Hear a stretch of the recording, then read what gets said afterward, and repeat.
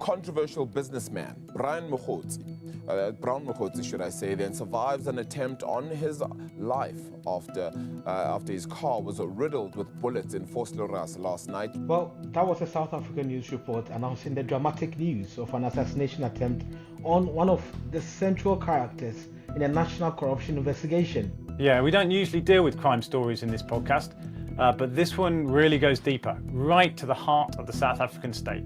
So we're going to be hearing a story that involves more than 100 assassinations, political leaders, musicians, whistleblowers, countless hold-ups, threats and intimidation, and they're being investigated with the suggestion that they're all linked to a shadowy conspiracy theory which involves a mysterious crime cartel, as well as senior figures in the police and in politics.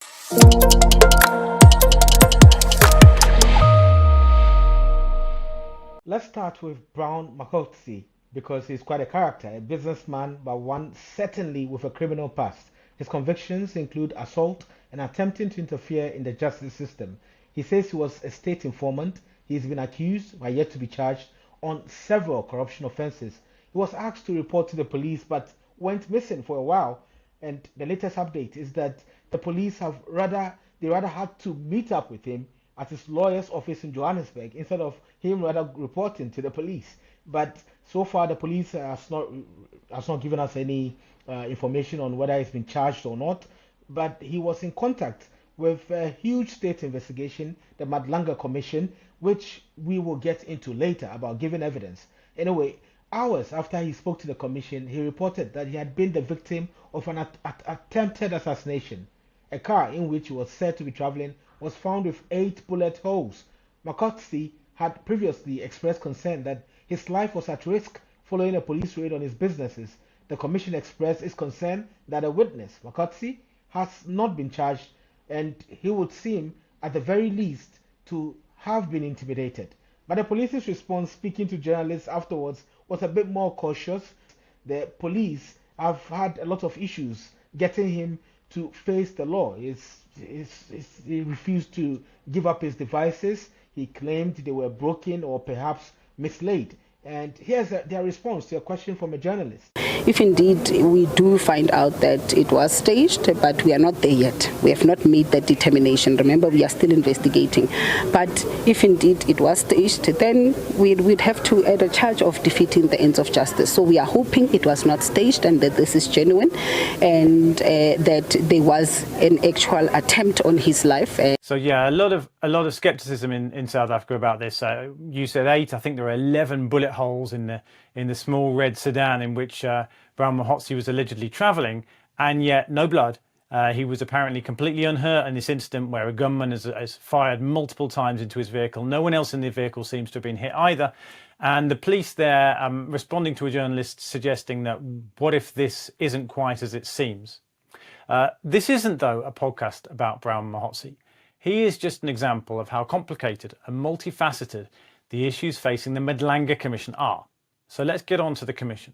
Named after Mbuyiseni Madlanga, a former constitutional court judge, it was set up by President Cyril Ramaphosa to investigate some of the most serious allegations that you can imagine. Basically, the whole justice system was at the point of collapse as a result of collusion between politicians and police and a criminal gang known as the Big Five cartel. This meant indemnity for murderers who targeted senior political and community leaders, as well as anyone who threatened to expose their actions. The killers were so confident that they didn't even bother to dispose of their weapons, using the same gun repeatedly, allowing their crimes to be linked.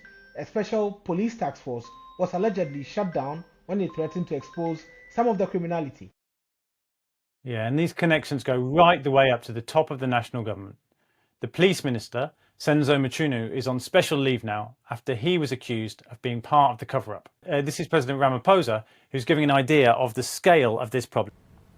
Lieutenant General Mkhwanazi also said that a police investigation by the task team that was operating in Gauteng unmasked a syndicate controlled by a drug cartel, which involves politicians, law enforcement officials from the South African Police Service, Metro Police, correctional services, prosecutors, and the judiciary, as well as business people. The allegations made in this media briefing raise serious concern around our constitution, the rule of law, and national security.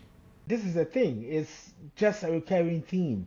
The previous Zondo report looked into how business elites had managed to use their influence over previous ANC President Jacob Zuma and his government to skim off millions of dollars from state contracts. And once again, the police were found to be politically compromised and unable or unwilling to act against the culprits. Yeah, and a lot of people are going to be asking, what's changed? How many commissions do we need to tell us we've got a problem here? And what's the point of this process if we just keep going around in circles? Well, to step back a little, we should note that all this still doesn't make South Africa the worst African country for corruption, not even close. But according to Transparency International's Corruption Index, it's behind countries like Ghana, Senegal, and Cote d'Ivoire, and far back from the continent's leaders Rwanda, Botswana, and Cabo Verde. Yeah, and the issue is because of the wealth of South Africa, there's so much room for everything to be much, much more lucrative. And given the structures and checks and balances that the country should have in place, it raises big questions about the impact of years of ANC rule, 3 decades now and counting, and why this corruption is still such a problem for the country. I have a feeling we're going to be coming back to the Madlanga Commission report. I mean, we may even be hearing more from Brown Mogotsi later on. I'm sure if we do, it will all be on Global South World. For now, thank you for listening. We will catch you next week on World Reframed.